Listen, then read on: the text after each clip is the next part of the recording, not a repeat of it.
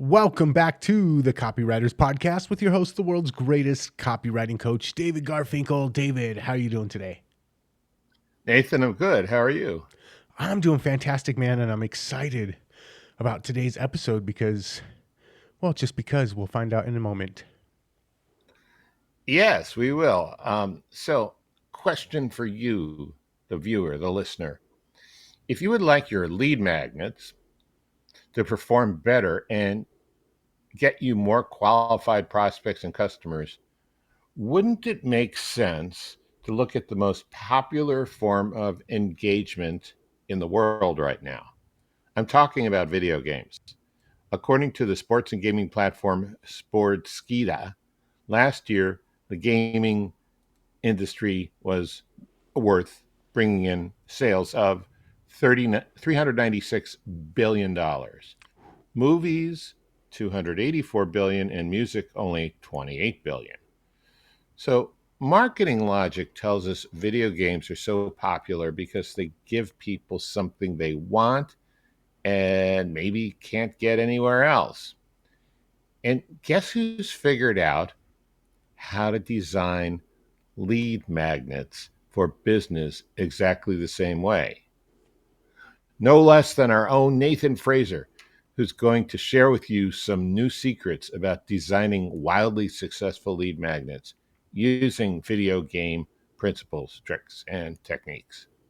Right after I share some old secrets I learned long ago. Copy is powerful. You're responsible for how you use what you hear in this podcast. And most of the time, common sense is all you need. But if you make extreme claims and or if you're writing copy for offers in highly regulated industries like health, finance, and business opportunity, and if you're building a cult, you may want to get a legal review after you write and before you start using your copy. My larger clients do this all the time. So, Nathan, I was fascinated when you mentioned your formula for putting together lead magnets. And I remember I put together a lead magnet a few years ago for one of my products, and I really should have known this and done this. But I got even more interested when you talked about combining video game principles to this. And I thought, and then you showed me a video um, about Super Mario Brothers, the really early 1990s Super Mario Brothers, and I said, "Oh man, that is so good." So, why don't you explain it? Why don't you just sort of tell us what you're thinking and what you're doing, because you're doing this kind of stuff. Mm-hmm. So, we will talk about Super Mario Brothers. Uh, Man, some of the younger listeners maybe haven't played it. Us old guys, it was one of the staples of our childhood. And Super Mario Brothers, the first game, just nailed it. They executed what I try to implement into my lead magnets. And if anybody's ever played it, they know that the very beginning of the game makes it super easy for you to get in. They teach you how to play the game and they give you a really easy win right off the bat. When you first turn the game on, you're facing the direction you're supposed to go. So right away, intuitively, you know which direction you're supposed to go from left to right. And the very first thing that you come across in the game is a little enemy that teaches you how to jump and how to interact with the enemies. And then immediately there's three different types of bricks. There's the question mark bricks, and they're like animated. They've got a question mark on them.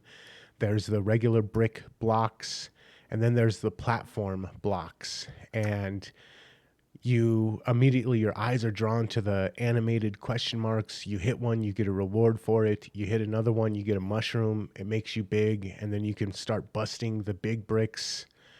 And then the platform ones you can't do anything with, but that's kind of what makes the platforms and the stairs throughout the game. So right away, they make it really easy with just a couple of simple mechanics to let you know how it works and to give you an easy win right at the very beginning. And that easy win gets you hooked and makes you want to continue playing the rest of the level.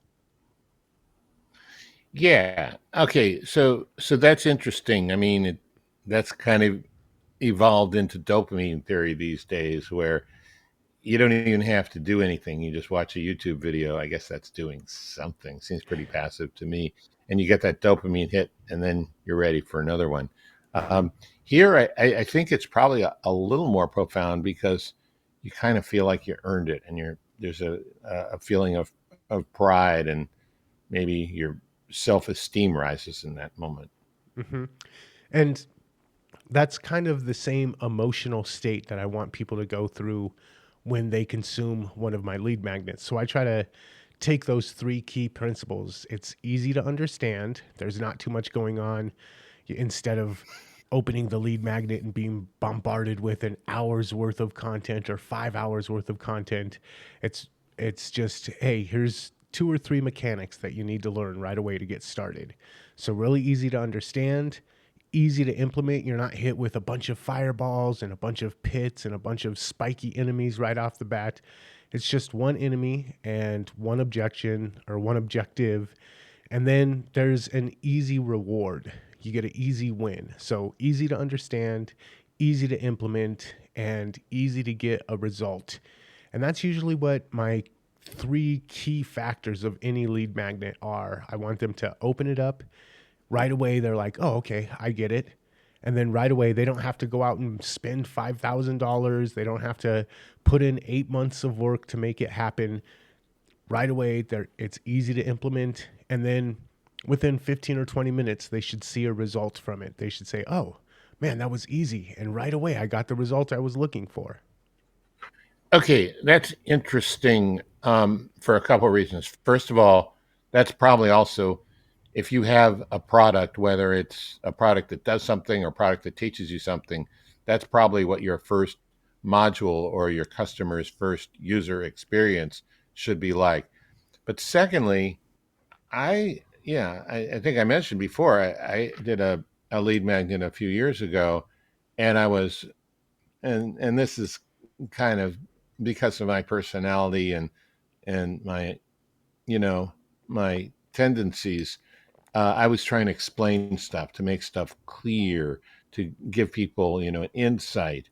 And people like that, maybe when they're on a podcast, but maybe not when they're buying a product. They're buying a product to solve a problem, not to become a little more enlightened. So it makes so much sense. And have you noticed that a lot of people don't do this in lead magnets? That either the things you were talking about, they overwhelm you with information, or they make it non-functional until you spend a lot more money, or maybe what I'm talking about, that they try to explain something, but they're not really delivering some uh, quick, easy, and worthwhile results. I think the third one, the one that you mentioned right there, is the biggest culprit. Everybody wants to showcase their expertise. Everybody wants to say, look, I'm somebody you can trust. I know what I'm talking about. I clearly explained it to you. And that's valuable.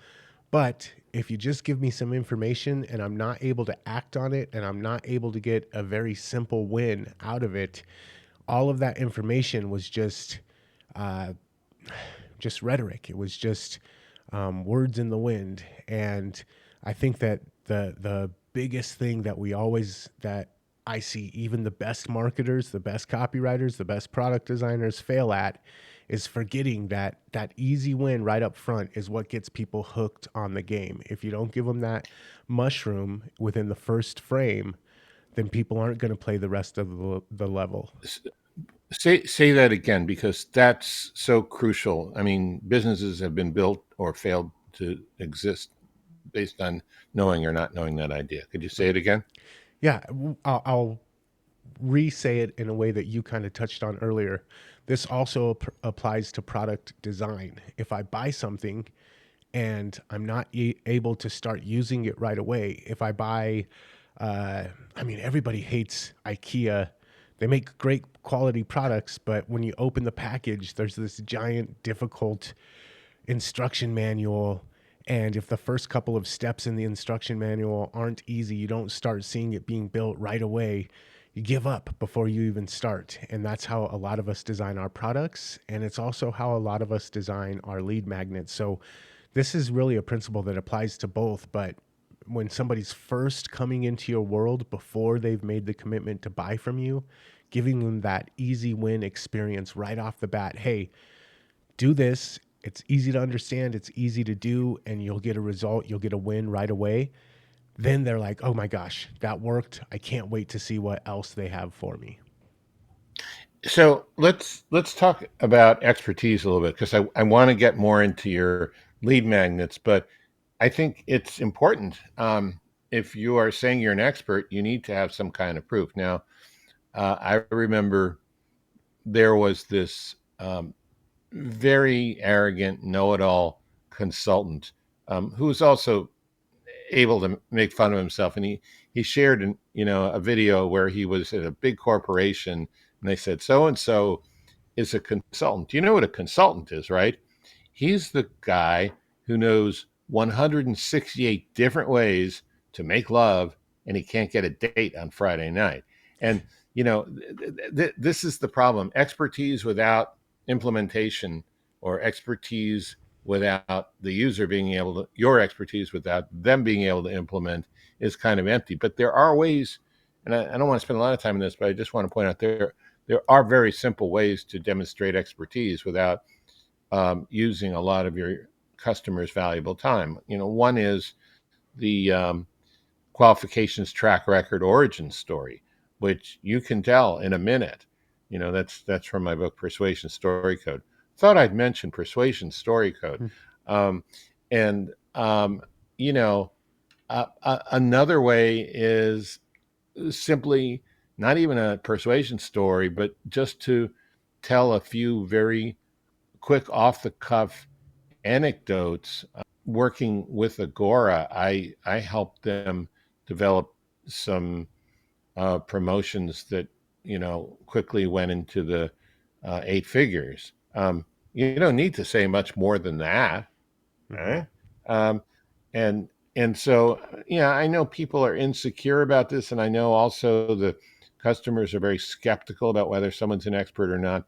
But believe me, they will believe in your expertise a lot more when you give them something simple to do that works to solve a problem they couldn't solve before, than any amount of badges and certifications and detailed erudite explanations. And finally, I want to quote Charles Bukowski. I don't think we've done this before.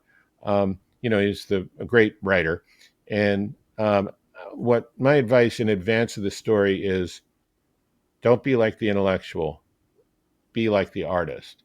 And he says an intellectual is someone who makes something as complicated as possible. The artist makes things as simple as possible. Hmm. So just wanted to throw that in there, and yeah, please continue with where you're going because this is fascinating. Before we move on, I'm going to bring up another book that you wrote, Advertising Headlines That Make You Rich. That book has great explanations, but for each explanation of a type of different headline, you also have almost like templated swipe files for each headline. And you can say, here's how the headline works. Now, here's a quick example, and just switch out your words and use this same structure. And by doing that, you explain, hey, this is an easy way to explain why this headline works. And now here's a real quick win. Take this structure and swap out your words and put it in, and bam, you've got an easy win. And that was why when I first came across your work, that was one of the first books that I bought from you. And I was just like, this, David gets it. So even if you didn't have a way to explain it to yourself, you got it. And that was one of my favorite things, one of my favorite experiences going through your stuff. And it's interesting. The book really polarized readers. I mean, you had some people who love to be overwhelmed by and confused by content, who said, this book is nothing. It's just a swipe file. It's not worth your money. You should buy, this other complicated book instead. And one person said, one of your headlines really did make me rich. So it if you're going for people who don't want to, sit in the opera gallery and applaud and write reviews in the New York Times the next day, you want people who are actually going to get in there and use it. And I've always found those to be the best customers. Yep, absolutely. The next kind of key thing that I think matters for lead magnets is understanding where your mindset of your market is at. Usually, in any market, we've got two different types of buyers. We've got the brand new to the market type of buyers, and then we've got the more sophisticated, they've been in it and they're still into it and they want to delve deeper into it type of buyers. And what I've noticed is the brand new people, the newbies to the market, they're usually in a scarcity mindset. They're not as secure in themselves. They're new, they're worried about all the things that could go wrong, and they're terrified of making mistakes. And so a lead magnet, or this also applies to any kind of content or any kind of sales page, is addressing those. Top five most common mistakes that X makes, or make sure you avoid this to avoid disastrous failure. Those type of lead magnets help me, or let me help you avoid the big things that destroy everybody at the beginning of their path. Those type of lead magnets tend to work a lot better for that type of market. And then you've got the people that are the more advanced. They've been in it for a couple of years. They're not so insecure. They're like, hey, I've got it. I understand this. I'm pretty good at it. What I'm looking for is not a way to avoid the common newbie mistakes. What I'm looking for is the insider advantage. I want the cutting edge over the competition. So for newbies, the lead magnet that helps them avoid loss is what's going to connect. And for your more advanced people in the market, the thing that's going to give them the extra 5 points above their competition, the thing that's going to quadruple their investment, the risk that is also an educated risk. You're not just going in it wasting your money, but a newbie might say, well, that investment seems scary. But the more advanced person says, oh, that investment will really pay off. So there's also, when you're creating your lead magnets, there's the understanding of who am I trying to attract. And if it's the new market, it's here's how to avoid the mistakes. And if it's the more advanced people in the market, it's here's how to maximize your return on investment. Yeah, so I had an idea for a lead magnet that would not work well with advanced type of people in this market, but would work great for beginners. So imagine you had a language learning app and you wanted to use something as a lead magnet to get them to see how great your language learning technology is. You might, for English speaking American customers, prospects, or maybe Canadians, or British, or New Zealand, or South Africa, or Australia, you might have something like, here are, I'm going to give you the 10 words every new traveler needs when they land. And these would be words that sound a lot like English words that wouldn't be that hard to learn. That would be very simple things. Where is the hotel? Where can I exchange my currency? Where is the bathroom? Where is the cafe? My name is, things like that.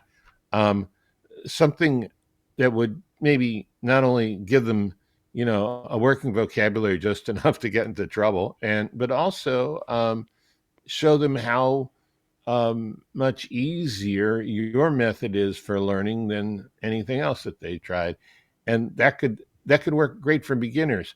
For more advanced people, they already know the basics in the language. That's not going to work for them. They're going to need something different. Hmm. And also, there was a headline: "Do you make these common mistakes in English?" And that was very much aimed towards the scarcity mindset, the fear. I don't want to be embarrassed. I don't want to lose an opportunity.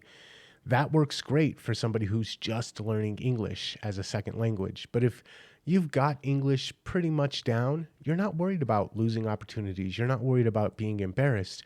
What you want is here's how to speak more fluidly. Here's how to really impress people in a presentation, even if it's in your second language. So the risk of embarrassment, the fear, the scarcity mindset for the new people, the here's how to really shine for the people that are more advanced. It goes back to that knowing the mindset, the scarcity mindset versus the abundance mindset, the security level, and knowing what promise will work, and keeping that in mind when when you make your lead magnet. What are you promising? Which mindset are you uh, uh, going after, and which type of market are you trying to sell to, and making sure that that mindset, message, market matches.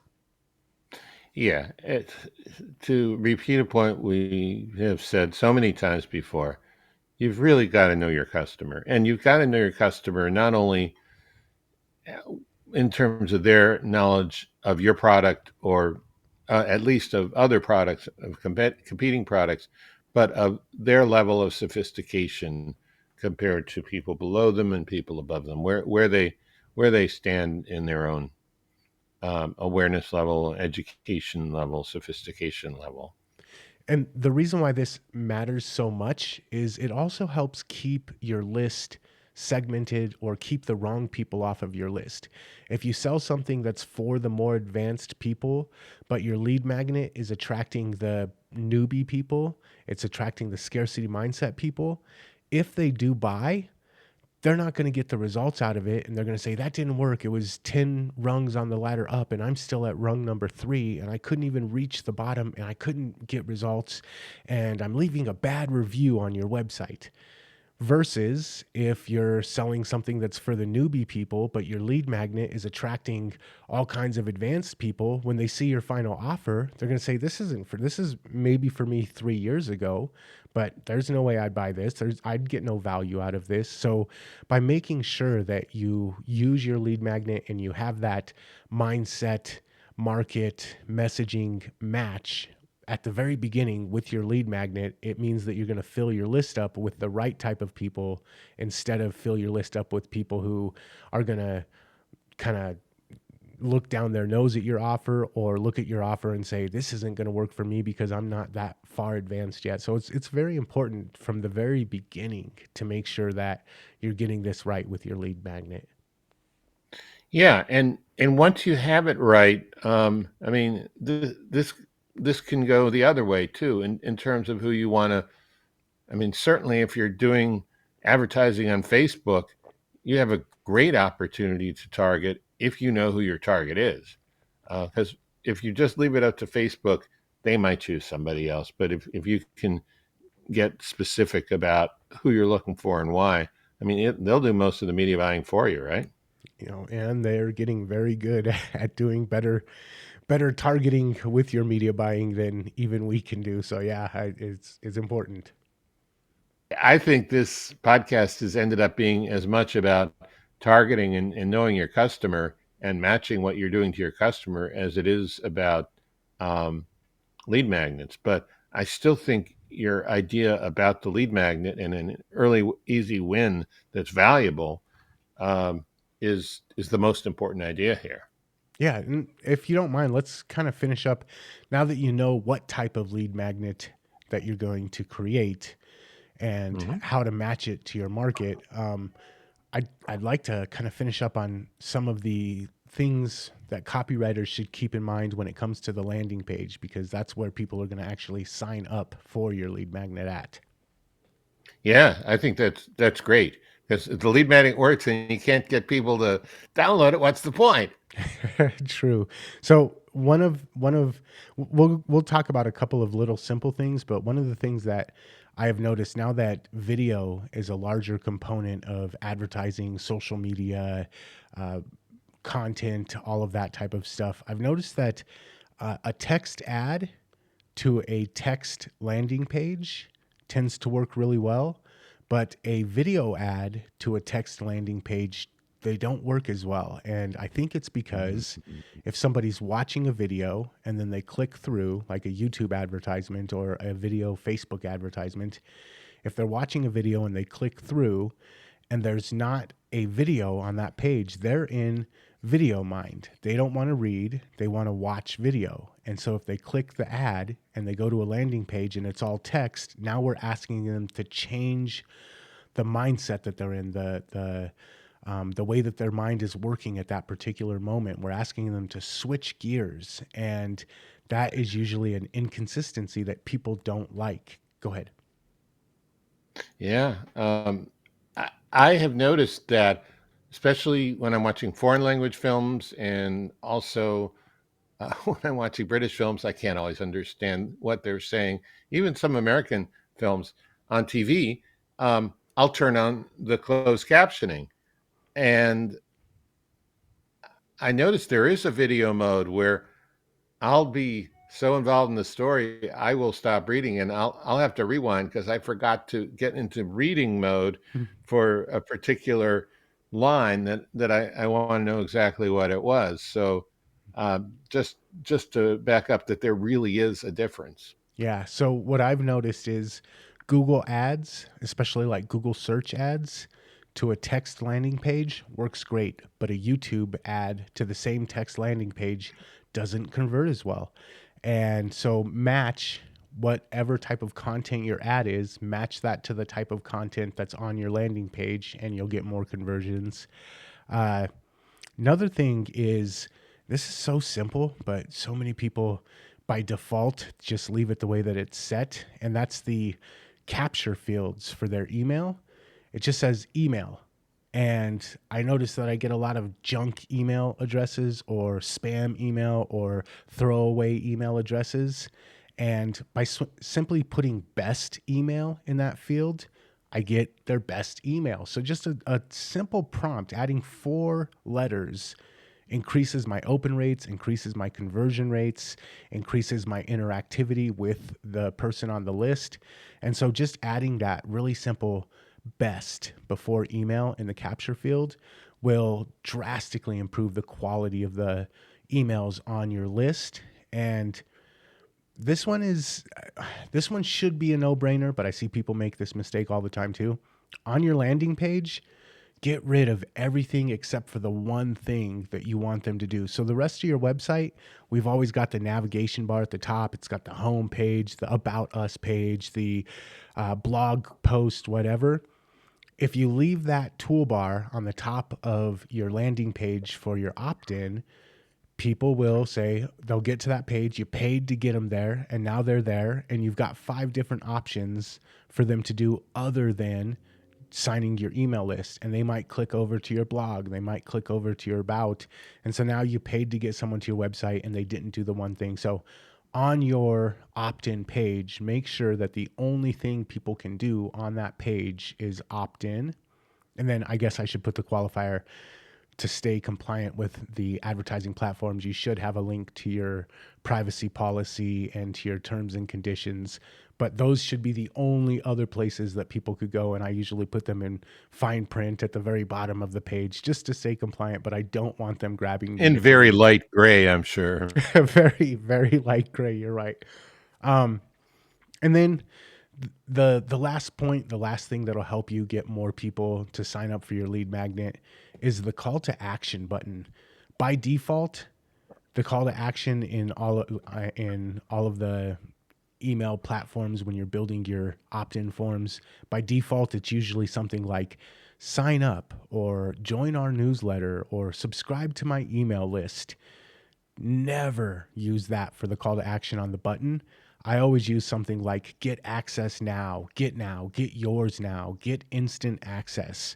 And the reason why is I want to associate clicking the button with getting something good instead of Mm. join my email list so I can spam you and send you all kinds of affiliate marketing offers. I don't want that being what prompts them to click the button. I want them to say, click equals get something good. So get access now, get yours now, get instant access. Those are just a couple of other things. Once you have a good lead magnet and you've got it matched to your market, take these final little cherries on the top of your landing page and watch your conversions skyrocket. That sounds good. So let's practice. I understand that your school group is growing. It's about this kind of thing. You actually put people through a little video game type of escalation to get the highest membership. Right now, it's free. So, what do people need to do to get access now, to get theirs, to get instant access to Forbidden Marketing Secrets? You can just go to forbiddenmarketingsecrets.com, and there is all of these principles. You'll see that I practice what I preach. When you get in there, you'll see that right away there's a couple of things that'll help you get instant results that are very easy to accomplish and easy to understand. And then as you learn how to play the game, school is great for gamification of a community, of a teaching process. So it's very much like a game. And so when you get in there, you'll get access to things that'll give you quick, simple wins. And then as you go, you'll get access to more advanced stuff. But we don't hit you with an hour's worth of training right off of the bat. We hit you with, here's the 3-minute training that you can implement now and you can start seeing results with right away. So the same principles that we talk about here, they apply to lead magnets, they apply to offers, they apply to products. And I consistently use them through almost everything that I do. I can see the headline in the Onion now. Internet marketer actually practices what he preaches. I know, it's shocking, but true. So yeah, forbiddenmarketingsecrets.com is where you can go to check that out. And David, I just wanted to say thank you for letting me hog the spotlight this week and share this with our listeners because I think it's an important thing that a lot of copywriters forget. We know all of this stuff, but we forget it, Oh, or maybe we don't oh, even know it. oh, you're welcome. And thank you. I have never seen anyone just give a clear, comprehensive formula for a lead magnet. And that's probably one reason I screwed up on mine a few years ago. So, no, this is great. Awesome. And a reminder, if you enjoyed this episode and you want to check out more episodes just as powerful as this one, we've got close to 400 episodes available over on copywriterspodcast.com. So go there, check it out. Make sure that you subscribe to the podcast on your favorite podcasting app. And until next time, we will catch you later. Catch you later.